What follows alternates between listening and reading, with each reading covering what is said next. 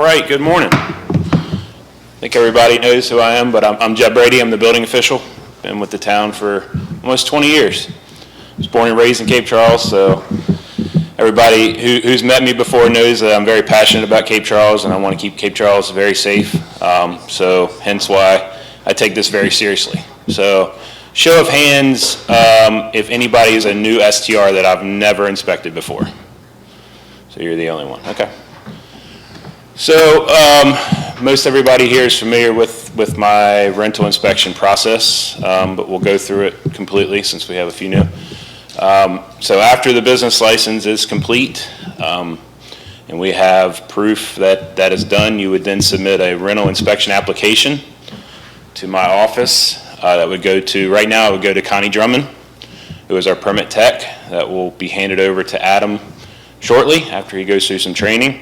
It's a $150 fee. That fee does not only include the inspection, but includes all of the time taken to make sure that all of your forms are properly filled out. We also issue a rental certificate after the inspection has been completed. So once we've issued the rental inspection, or once you've paid your rental inspection fee, we will set up a time to do an inspection. It's a safety inspection. We're looking for anything that could cause an issue when you have renters. Life safety, handrails loose, address numbers not identified on the house. I've got a list here, I'll go through them.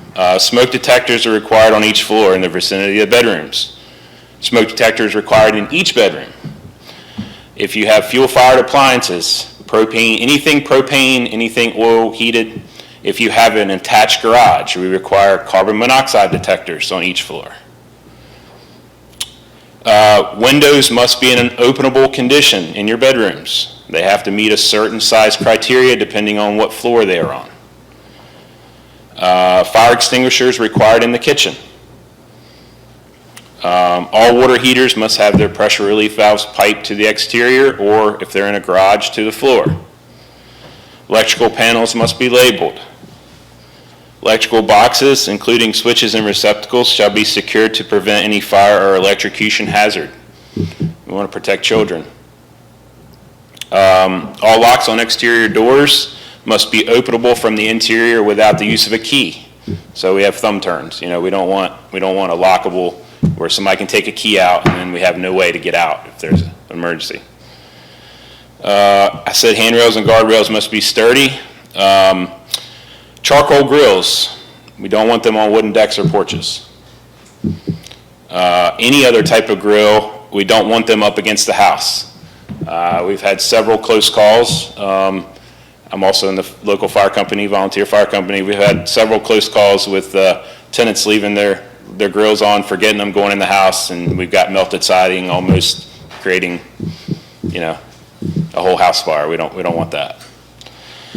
So that does not encompass all of my list. Those are kind of my frequently found violations. Again, I'm just trying to err on the side of safety. These people are coming into a home they're not familiar with. We want to make sure that it's as safe as possible for them. So let's touch on next year's inspection. I'm sure everybody, yes. Did you mention beds in front of windows? Oh, yes. Beds in front of windows. If there is a bed in front of the window and it is higher, the headboard or any part of the bed is higher than the sill of the window, and that is considered to be your egress window for that bedroom, that will fail your inspection. That whole opening needs to remain to be open. And how I explain it is not only for somebody to be able to egress out should they need to, it's also for a first responder to be able to egress in should they need to. We don't want to cause any type of trap for a firefighter coming in to save somebody's life.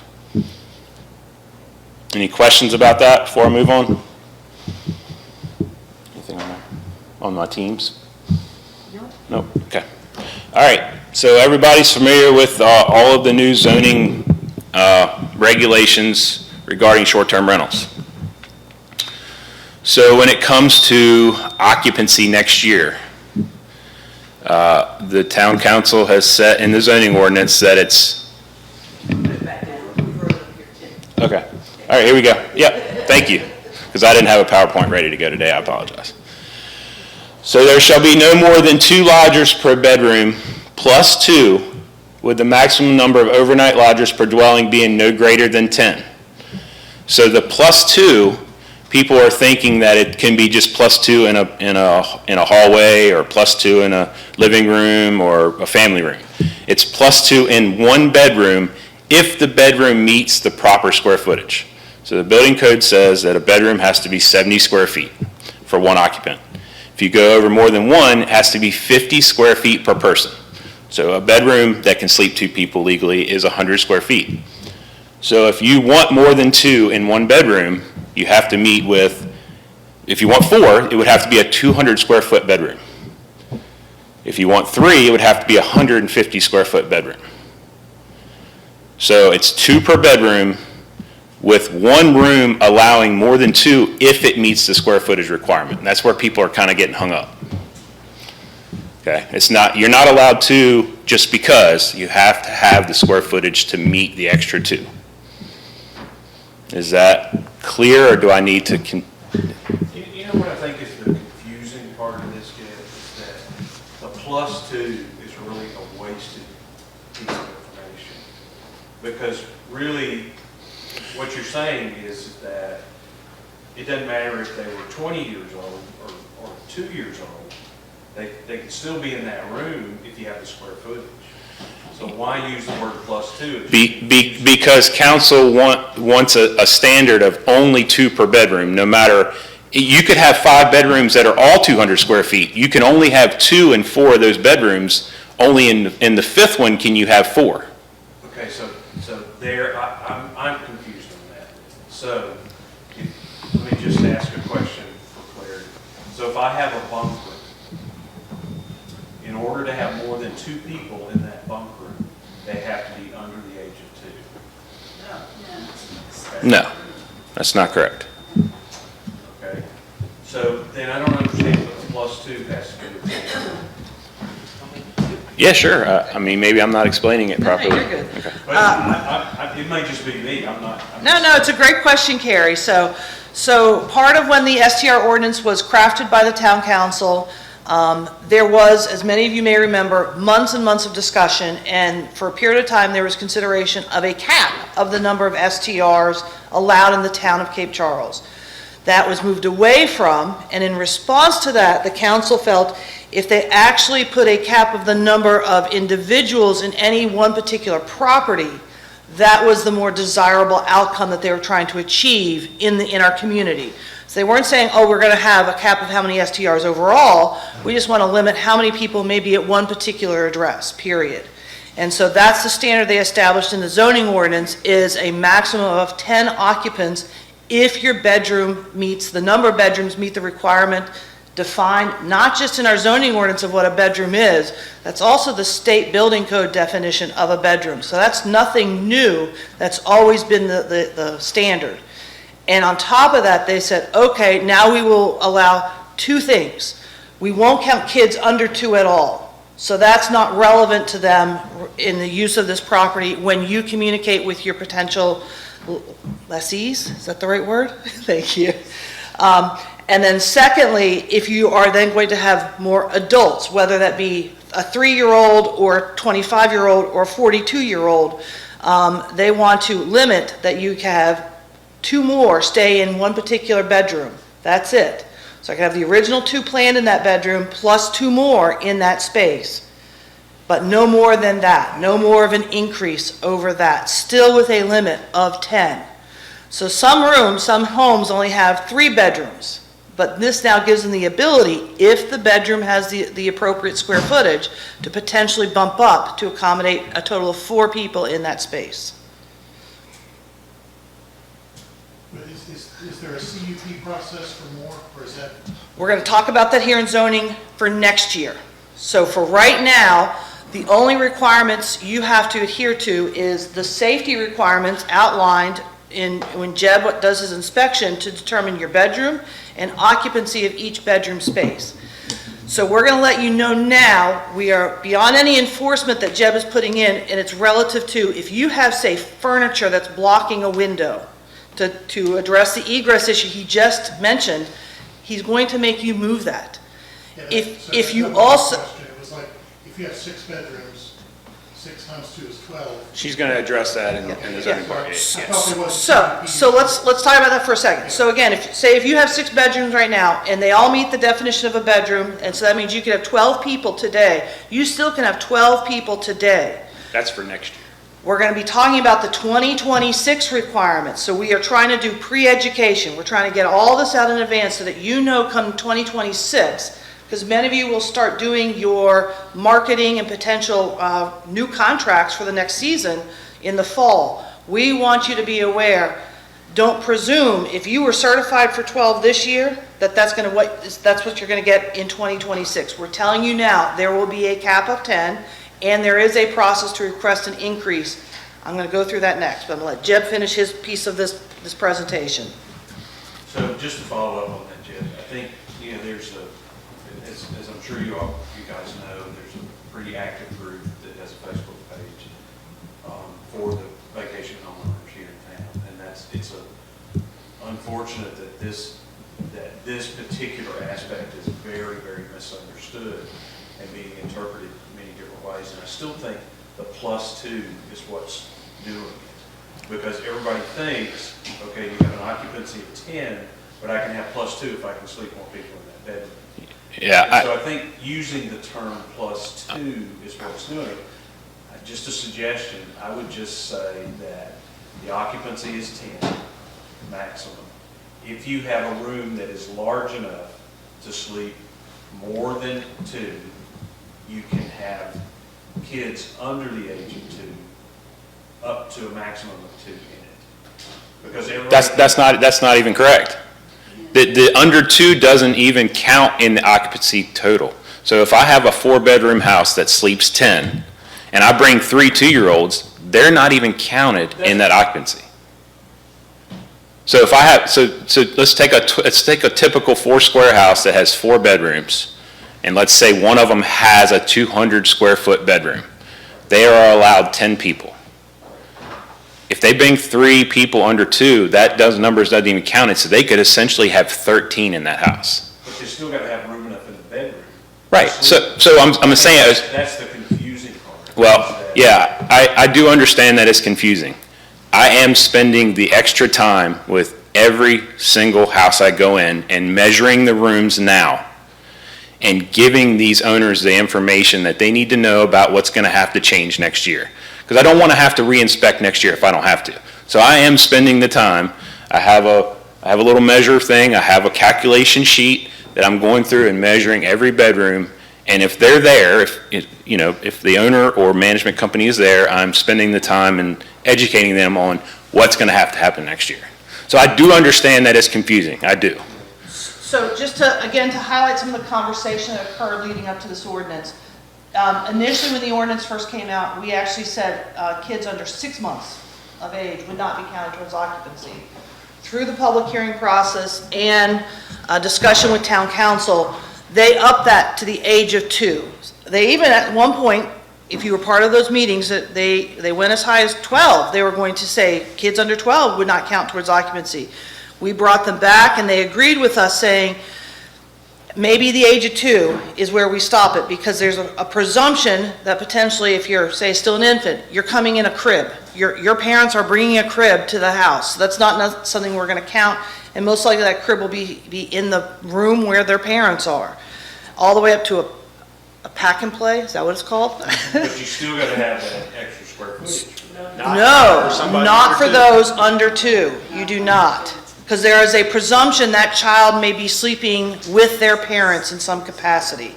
So that is how the decision was reached, why the age of 2 was considered that cap off of not counting towards occupancy at all. Because they did not need their own bed. Does that make sense? I just think you need, it's even in this conversation, it's still. And I appreciate your feedback, Carrie, and we definitely will carry that back to council. Because I think we will continue to review and potentially propose edits to this ordinance as it gets implemented and we see what's working and not working. I'm not so much thinking about the ordinance, I'm just thinking about it's confusing for us with that. So I think if you just put it out somewhere that said the under 2 does not need to be counted in the square footage. I believe it is actually in the zoning ordinance, written that way. Yeah, but. It's absolutely written that way. This is right from the zoning I'm not ordinance. gonna read the ordinance. Well, it's right here on your screen, so I'm going to give you 1 second for everybody to read it. For the purposes of setting the base occupancy short-term rental, an occupant shall not include any persons 2 years of age or under.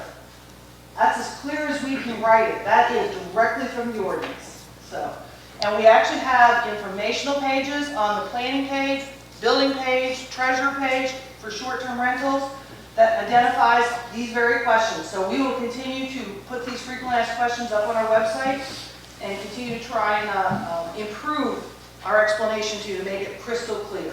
Okay? I have one more. Jen, go ahead.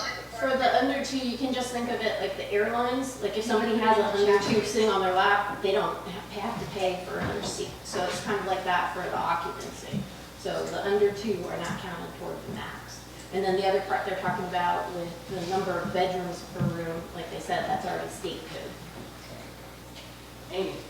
So there's some conversation about sofa beds out there, and if you could just talk about how we don't count sofa beds as beds, and you also can't put people on a sofa bed and count them for your occupancy. Can you address the sofa bed issue?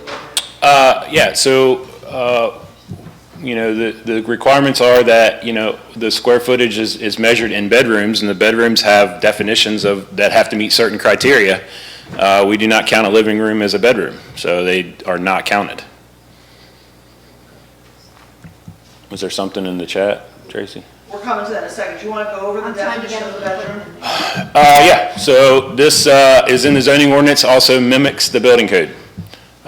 Requirements for a bedroom, minimum size of 70 square feet, like I talked about, for one person. If it's more than one that's going to occupy, it's 50 square feet per occupant.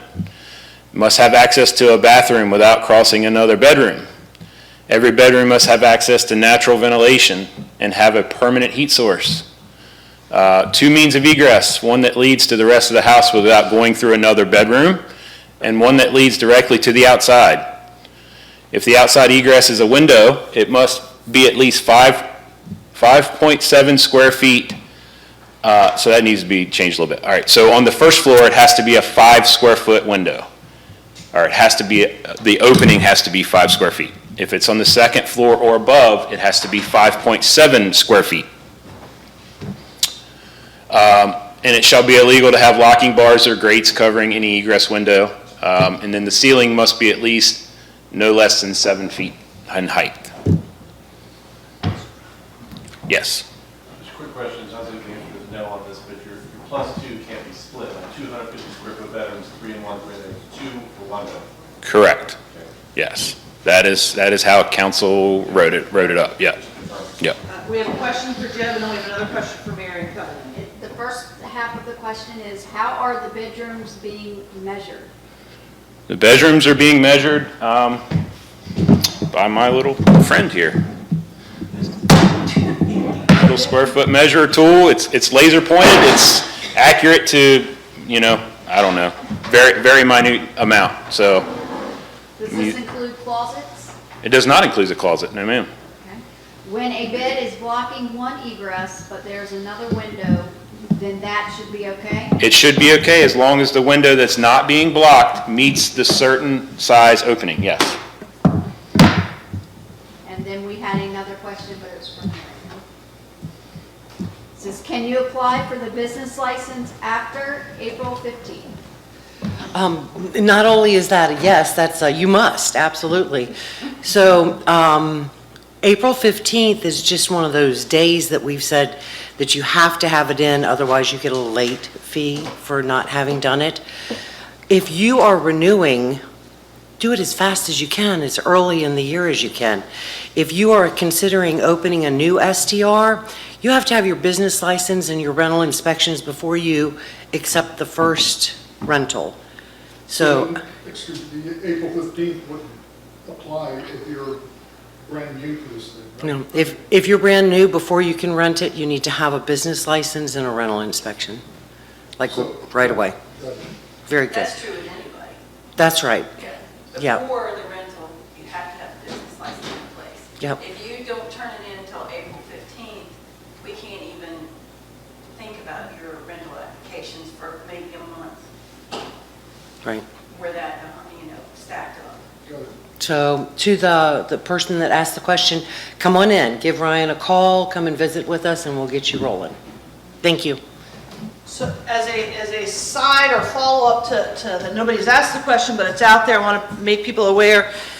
So you have a current STR, you've gotten your business license, you got your safety inspection, and things are great, you're taking things, and say it's June, and you decided to sell your house as well this summer. If you sell it, and it happens, and the new owner is going to keep running as an STR, they have a period of 30 days to notify the town that they have purchased that house and get a new license in their name. They're going to inherit your lessees for the summer season, whatever you have rented it for. I assume you've sold that with that, and they're going to honor all of those leases, but they have 30 days to come in and tell us, I'm the new owner now, and they have to get a new inspection. And there's a reason for that, because they may have changed the furniture layout. They may have not inherited everything that was in the house at the time when Jeb did the first inspection for the year. So just keep that in mind if you are thinking of selling the house over the summer season or during this rental season. Let the buyer know of that requirement as well, that they will need to come get compliant. Not on day one, they have a 30-day window from the date of sale to come get current with the town. Sorry to interrupt you. Any other questions? Yes, sir. Is there you talked about your inspection criteria? Yes. What you look for, smoke detectors, carbon monoxide, that sort of thing. Is there a written list somewhere? So I actually, I kind of read that off of a memo that I had put together, that we kind of send out to anybody new. We can send that to you. And it's You on our just- website. And it is, that's right, it is on our website. Yep, so we have it is there, that's It's correct. on the STR page, again, that's available on the town website. If you go to the building page, or the planning page, or the treasurer's page, we each are hosting the same subpage for short-term rentals. You But can get all this information, we have frequently asked questions up there. I mean, I've Yes. done your inspections several times, so, yeah. But yes, it is there. And again, that doesn't encompass everything, but that's the list that I see over and over and over. It comes off of some state code section, I assume, right? It does. Building maintenance code or something? Okay. So if I go there, I can find it somewhere. Jack? We have a question on Facebook. It says, I guess I just don't understand the purpose or reason behind getting so specific about babies, like kids, etc. I'm letting you have that. As I mentioned during the development of the ordinance and through the public hearing process, there's lots of conversations. It went everything from, we would not build in any additional provisions or exceptions for children of any kind, and then there were arguments advanced. We said, well, that's reasonable, especially if it's an infant, if it's a child up to 2, they're not sleeping in a bed, why not give that allowance, that exception for them? So that's why it was built in, because it definitely was in reaction and response to a citizen comment that came through, and wasn't just one citizen comment, it was a repeated comment, and council felt a need to have our ordinance reflect that responsibility. Again, part of this is to ensure that in next year's ordinance, there's going to be a whole issue of zoning requirements, including compliance with the occupancy, and failure to adhere to the zoning ordinance requirements, failure to comply, there will be penalties and violations. So there is a reason why we felt it was essential that we make it crystal clear what is required, where some exceptions or exemptions may be built into the ordinance, and how we're going to address those moving forward. So I'm getting ready to talk about the next year process too. And I want to make sure everybody understands this year's process, because that's what's essential right now. Everybody needs to be licensed with a business license and your safety inspection before you start having any tenants come in for STRs this year. I have a comment here. It says, based on the definition of a bedroom, most living rooms will meet this definition. Can you address this the first statement. A bedroom is a room or space within a structure intended for sleeping. I know people sometimes nap in your living room when you're watching the football games, or you've eaten too much and you're in a food coma. That does not qualify as a bedroom. It was not ever built or intended to be the sleeping quarters of that house. So I'm not saying you can't have some napping going on in your bedroom, or if you lived in my house, my mother prevented it by buying really uncomfortable furniture that you never wanted to lay down on. But that's never the intent. Even if that living room should meet the square footage, it's never been identified nor intended to be the primary bedroom or bedrooms in that house design. Sorry. Go for it. So you're saying that sleeper sofas and living rooms will no longer be able to be counted toward that? I never counted them anyway. Yes, sir. I have a question. I don't currently have an STR here, but have them in other places. But I'm trying to understand, for the people that are currently involved with the reporting of the income from Airbnb it goes to the town and this and that, now, is everybody always paid that, or is that a new requirement in a way to capture more tax income, or? There has always been a transient occupancy imposed both the town level and the county level, and there's a state tax as well. So that has always been a taxation obligation for these things. Airbnb is these what we call the third-party intermediaries. Airbnb, VRBO, there's a couple others. Avalair, thank you. Those are those third-party intermediaries that have now sprung up in the last decade or so to come in and help manage your properties for you and do some of that work for you. They fought for a period of time of not wanting to have to remit those taxes to the various localities that they're owed to. Through General Assembly up in Richmond over probably the last 6 years or so, legislation was finally put in place that required them to do that. And there are still fights occurring, definitely from, I think it's Airbnb is the one that's not giving us any of the detailed background at this point. Both of them, and Verbo is doing the same. They still have not wholly complied with the state statute of providing a detailed report to accompany that check coming into the localities.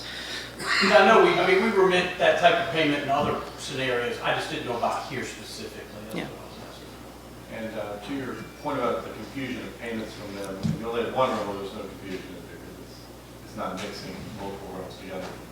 Say that one more time. So your issues with Airbnb payments come from multiple rentals. If one has only one rental, then No, because Airbnb is not sending a check just for you. They're sending Cape Charles geographic district area, and now they're saying whatever management companies, whatever properties we're managing in this area, here's all that money we've collected. So we're not able to see exactly where to post it, but we're not sending their check back either. So that's why it's essential for you to do your monthly paper reporting to us at this point in time, so that we can start to say, match up, okay, you're saying you earned this much revenue in the month of January. Here, we're going to say, now we agree with you based upon the information we have. Here's that portion of Airbnb's check or Verbo's check. We're going to say came from you. So we're going to credit you for a portion of that check coming in from them. Okay?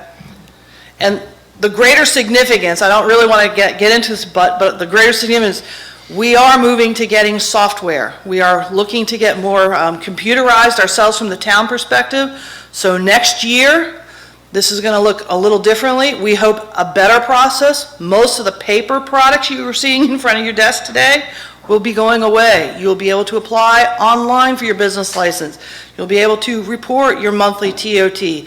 You will be telling us as a requirement if you are into a contract with Airbnb or Verbo or whoever it may be. It could be a local one, say of Bay Creek Rentals or Chesapeake Properties, who's your management company doing those services for you. You will be able to tell us all that as part of the new software package we are right now starting to acquire. So there's some changes coming. We think that will improve the situation for everybody next year. Maybe a little bit more bumpy, but we're getting there to help you in the field so you don't have to come to these meetings and look at all this paperwork with us. We can walk you through it electronically.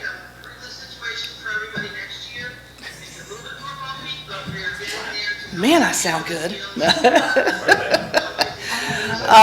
So I think that covers everything from a building inspection and the treasurer side of things. Everybody ready to turn the page to what's coming in 2026? Jack? We have another comment that says, the +2 should include the use of a sofa bed as they are generally used for additional guests. It's not a bedroom. We can have these discussions later. So if somebody wants to talk about their particular property and make that conversation and argument with the building official and see if he can reach a determination on that, I would urge them to do so on a property-specific basis, okay? So with that said, I'm going to now turn us over to, go ahead. So any other questions from my world? All right, so please come in and get your business license and get on the books for inspection, okay? A lot of you all probably don't know, but Bay Creek was added to the short-term rental inspection process this year. So I went from about 160 to 300 plus. I've only done 65, and it's the 3rd week of March, okay? To be clear, you're not supposed to be renting until that's done, okay? So we don't want to have to drive up enforcement. We're plenty busy with, I also do new construction inspections as well.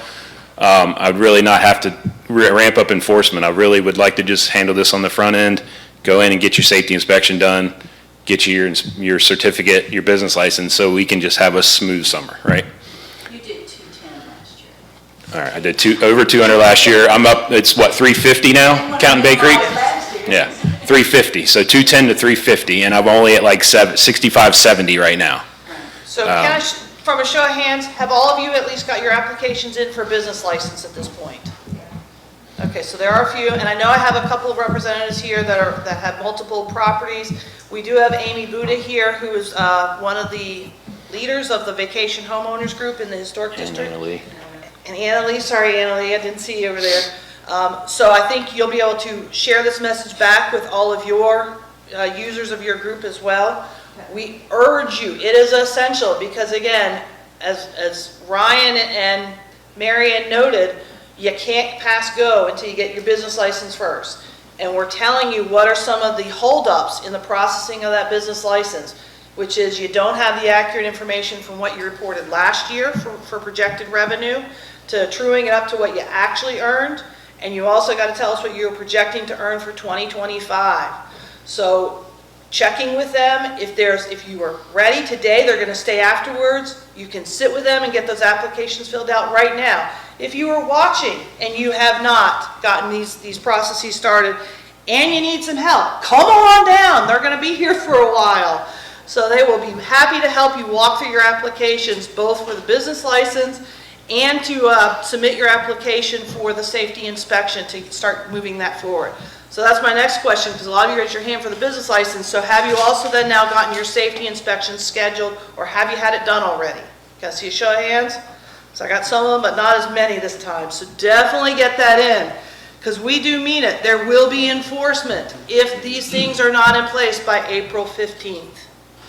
Yes, sir. All right, when I came to this meeting, and again, I don't have short-term rental here right now, but the general, from what I've gathered from Facebook groups and that type of thing, that sort of the elephant in the room is all of this regulation seems to be coming at once from the way it used to be. No. Or more. No. So is this like to deter short-term rentals? Is this to ensure that everybody's operating on the same page? What's the gist of it? The requirement for the business license has always been the requirement for the business license by April 15th. Has the town vigorously enforced that deadline? No, we have not. That has led to problems because the town staff has actually been processing business license all the way through August or sometimes into September. That's not acceptable from a staffing point of view, nor for your own operations, because you're supposed to be posting your business license in your establishment. Whether that's for STRs or a restaurant, you're supposed to have your business license in hand. So that's always been a requirement. The safety inspection has always been a requirement in the historic district. What is new is the inspection district did get expanded this year to pick up Bay Creek. And the reason for that is when the safety inspection requirement was put in place back in 99? 2000. Somewhere around there, Bay Creek was brand new. That's why they were not included, because those were all brand-new homes being constructed, and most of them may not have been even doing STRs at that point. It just was no need to do them. That's why the focus was on the historic district, their older homes. And at this point now, we're 20-something years later, there's a little age on some of the Bay Creek models, so that's why they have been picked up in this inspection process. So that's nothing new. I understand people have been given grace periods where we have not enforced the deadlines. We have to enforce the deadlines this year because the volume has continued to increase in this community. Right. So it's not discourage necessarily short-term rentals, but it's more to tame the whole process and Right. make sure it's all under control. That's correct, and that's legal, yes. I have 2 comments. One says, Harry C. says, this has been helpful, thank you. He had to leave. And then, thank you, this occupancy and bedroom issue will be a problem for most homes in town and will need to be addressed on a large scale. Okay. So I'm going to keep on moving on zoning